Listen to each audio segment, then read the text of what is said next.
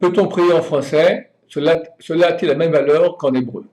Il est clair que la prière en hébreu a plus de valeur que celle en français, parce qu'elle a été rédigée par des prophètes qui connaissaient le secret des lettres. Le monde a été créé avec des lettres. Ça veut dire que Dieu a dit, le monde a été créé. C'est-à-dire qu'il y avait une bouche et que les paroles sont sorties de la bouche de Dieu. Quand on dit qu'il y avait des mots, qu'il y avait des lettres, les lettres, en hébreu, le mot lettre se dit hot. Hot signifie aussi signe. Ça veut dire que les lettres que nous écrivons sont des signes de force spirituelle. Il y a 22 forces spirituelles avec lesquelles Dieu a créé le monde. Quand il y a eu un passage entre la volonté de Dieu de créer le monde et la réalisation de cette volonté, on appelle cela parole. Ce n'est pas que Dieu avait une bouche et il a parlé, sa voix est sortie dans l'espace intersidéral. Parole, comme ça explique le Ramban, Nachmanides il y a déjà 8 siècles, lorsque Dieu crée le monde avec la parole, signifie que sa pensée passe de pensée virtuelle à réelle, ce qu'on appelle parole. Donc, ça veut dire que Dieu a utilisé 22 forces divines pour créer le monde, ce sont les lettres.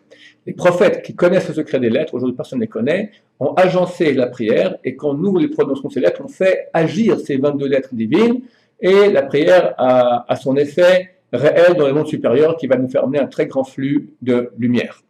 La prière en français est permise. Dieu comprend aussi le français, on peut parler en français, mais on n'aura pas cet aspect mystique d'action dans les mondes supérieurs. Donc c'est clair que c'est beaucoup mieux de prier en hébreu. Le problème est celui qui ne comprend pas l'hébreu.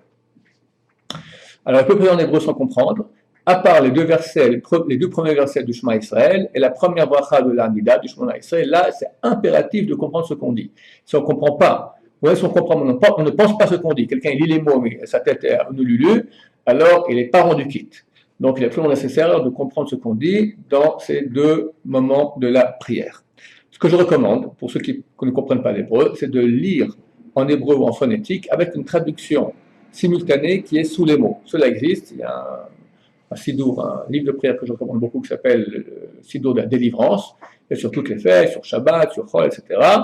Vous pouvez acquérir ces sidourim-là, ces livres de prière, et quand vous lisez, vous avez l'hébreu, le phonétique, avec la traduction simultanée en même temps, ou l'hébreu avec le français simultané. Vous pouvez lire l'hébreu et en même temps comprendre ce que vous dites. Comme ça, vous gagnez le fait de pouvoir le lire en hébreu, comme je dis qu'il y a un effet beaucoup plus grand dans le monde supérieur, et vous gagnez aussi le fait que vous comprenez ce que vous dites, ce qui est essentiel, parce qu'une vraie prière, on doit quand même comprendre ce qu'on dit. Que Dieu reçoive votre prière, avec miséricorde et bonté. Amen.